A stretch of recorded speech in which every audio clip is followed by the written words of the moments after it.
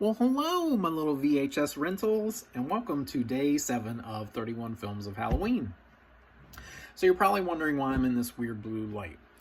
And the reason is because I will be talking about 2022's Skinamarink, written and directed by Kyle Edward Ball. And Skinamarink falls into that genre of analog horror. And if you're unfamiliar with that term, I will post the definition right here and read along as well, because, why not? So analog horror is an older counterpart of digital horror and a subgenre of found footage. And so it incorporates a lot of old analog style media, such as TV broadcasts, VHS tapes, emergency alert systems, to help evoke that sense of uncanniness and fear and dread. And sometimes it's effective, sometimes it's not. Here, I feel it's very effective. Now, when this movie was released, people had varying opinions. They either loved it or they hated it. I fall into the former category. I thought it was very effective. The movie is more of an experience than anything else, and it's really hard to pin down the plot except for the basic premise, which is about these two siblings, 4-year-old Kevin and his older sister Kaylee. I don't know why I did that. And they find themselves in their childhood home, the only home they've ever known, where the windows have poof disappeared and the doors have poof vanished. So things are starting to become unfamiliar to them.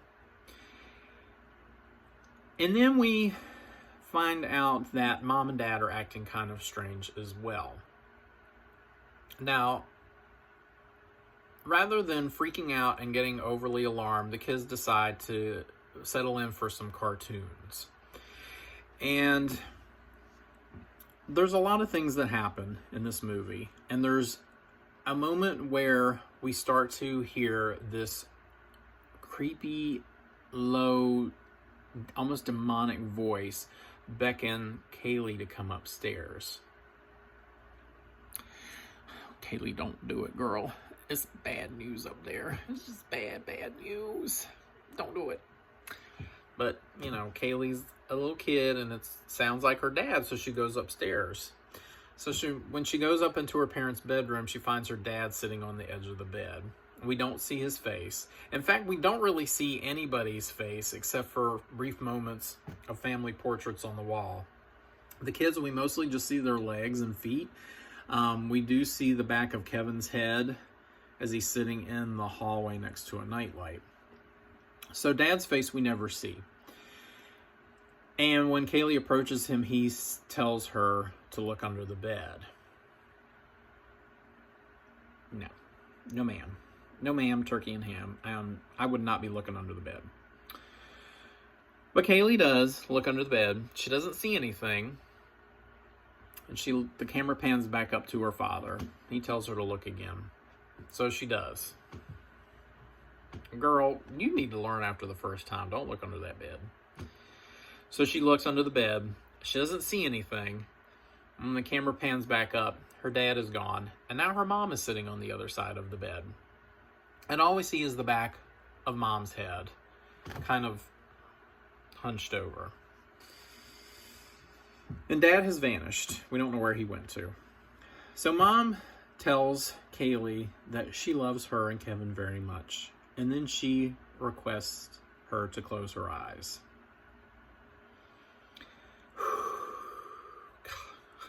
No. So Kaylee closes her eyes. When she opens them, Mom is gone. The camera pans over to the open darkness of the closet. And we hear Mom's voice say something in terms of going back downstairs. And then we hear Mom moaning and the sound of bones crunching. And then this hand kind of comes out briefly from the closet door. Like, this whole scene is scary. I mean, it's scary. It freaked me out. So as the movie continues, Kevin and Kaylee experience some other terrifying moments. As I said, this movie is more of an experience, and it's really hard to pin down because we don't know why anything here is happening. There's a lot of interpretations online as to why these events are occurring. I won't go into some of them, but the movie does take on a surreal aspect towards the end,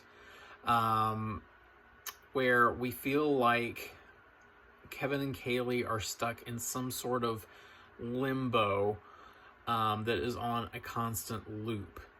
And the reason for my interpretation of that is because the cartoons they are watching suddenly begin to just repeat themselves in certain moments. The movie is really well done. As I said, some people are going to like it, some people are going to hate it. It is a movie where you should watch it in the dark at night when it's most effective. The graininess works to a high degree of playing with your imagination, because when it pans to these spaces of darkness, it's so grainy, your mind thinks that you are seeing like somebody about to come out there and snatch them children and take them away. That creepy demon voice coming to get you, Kaylee. Stay away. Stay away. Anyway, I give Skinamarink 4.25 pumpkins. And if you like this film, check out his other short film, which is very similar to this one. It's from 2020, and it's called Heck. I think it's like maybe 30 minutes or so. It's been a little while since I watched it, but I remember it was super, super creepy and very effective. Skinamarink does have some moments where I feel like it could be shortened down just a little bit, but all in all, I highly recommend this movie. So, if your parents are missing and the doors and the windows are gone, I suggest that you be kind and rewind.